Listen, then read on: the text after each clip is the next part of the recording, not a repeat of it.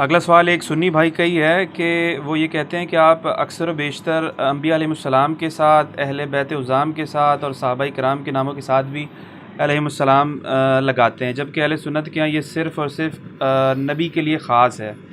ان کے مطابق آپ نے شیعہ کی روش کیوں اختیار کی ہوئی ہے؟ اہل سنت کے ہاں پبلک میں اور مولویوں میں انبیاء کے ساتھ خاص ہے، اہل سنت کی کتابوں میں نہیں ہے ایسا۔ پھر مجھے کہنے دیں کہ کتابوں کا خدا اور ہے اور بابوں کا خدا اور۔ ایک دین وہ ہے جو کتابوں میں ٹرانسفر ہوا ہے، ایک وہ ہے جو بابوں نے پیٹ چلانے کے لیے، فرقہ واریت کو قائم رکھنے کے لیے آپ کو بتایا ہے، ادھورا دین۔ ہم کسی کی روش پہ نہیں چل رہے، ہم وہی روش پہ چل رہے ہیں جو کتابوں میں موجود ہے۔ البتہ اپنے بزرگوں کو آپ روئیں جنہوں نے آپ کو غلط دین بتایا، کتابوں میں لکھا ہوا بھی صحیح نہیں بتایا۔ ہم تو کتابوں سے بیان کر رہے ہیں۔ یہ تفریق کہیں پہ ہے ہی نہیں ہے کہ آپ نے ضرور انبیاء کو علیہ السلام ہی کہنا ہے، صحابہ کو رضی اللہ عنہ ہی کہنا ہے، بزرگوں کو رحمہ اللہ ہی کہنا ہے۔ میرا اس کے اوپر پورا یوٹیوب پہ کلپ ہے، رضی اللہ عنہ پہ دھوکہ۔ آپ ان مولویوں سے صرف یہ جا کے پوچھیں، یہاں 100+ لوگ بیٹھے ہیں ماشاء اللہ تعالی، ان سے جا کے یہ پوچھیں کہ یہ بتائیے کہ یہ جو صحابہ کرام میں سے جب کوئی فوت ہو جاتا تھا تو جو زندہ صحابہ تھے وہ اس کا نام رضی اللہ عنہ کے ساتھ لیتے تھے، کیا کہتے تھے اس کو؟ قیامت تک ڈھونڈتا ہی رہے گا وہ، ہم نے پہلے ہی ریکارڈ کر دیا، وہ رحمہ اللہ کہتے تھے۔ سیدنا عمر کی میت پہ مولا علی کا جو خطبہ ہے بخاری اور مسلم میں، رحمک اللہ عمر ابن خطاب، ابن الخطاب، اللہ رحم کرے عمر ابن خطاب، رحمہ اللہ کہتے تھے۔ یہ رضی اللہ عنہ تو بعد میں محدثین نے کیا، اور وہ بھی آپ بخاری مسلم کی حدیثیں نکالیں، 90% حدیثوں میں کسی صحابی کے ساتھ رضی اللہ عنہ نہیں لکھا ہوا۔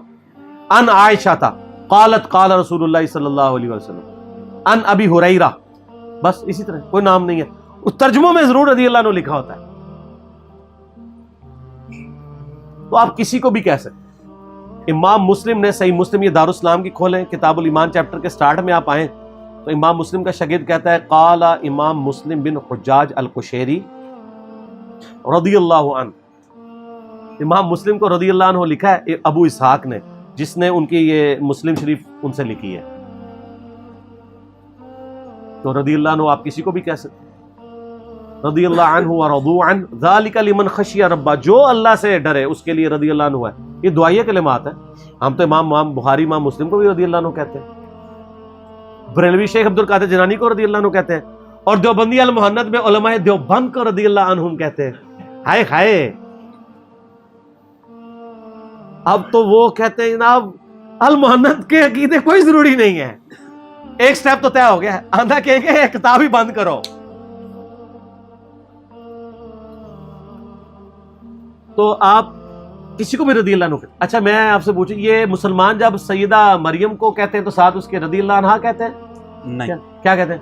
علیہ السلام۔ تو کیوں؟ وہ پیغمبر تو نہیں ہے، پیغمبر کی والدہ ہے نا؟ جی۔ اچھا پیغمبر کی والدہ جس سے پیغمبر پیدا ہوا وہ تو ہے علیہ السلام، عورت کے لیے علیہ السلام آئے گا، علیہ السلام مرد کے لیے آئے گا۔ اور جو پیغمبر کے اندر سے پیدا ہوئی وہ اس سے بڑی چیز ہے۔ ایک ہے پیغمبر کس سے پیدا ہوا، ایک یہ کہ پیغمبر تو خود معصوم صاف ستھرا، اس کی جو اولاد ہے تو وہ علیہ السلام نہیں ہو سکتی۔ سیدہ فاطمہ بالکل تو ہے، سیدہ فاطمہ کو علیہ السلام امام بخاری نے ان کے اوپر جو چیپٹر باندھا ہے نا اس کا نام ہی ہے علیہ السلام کے ساتھ، سیدہ فاطمہ کے فضائل پہ۔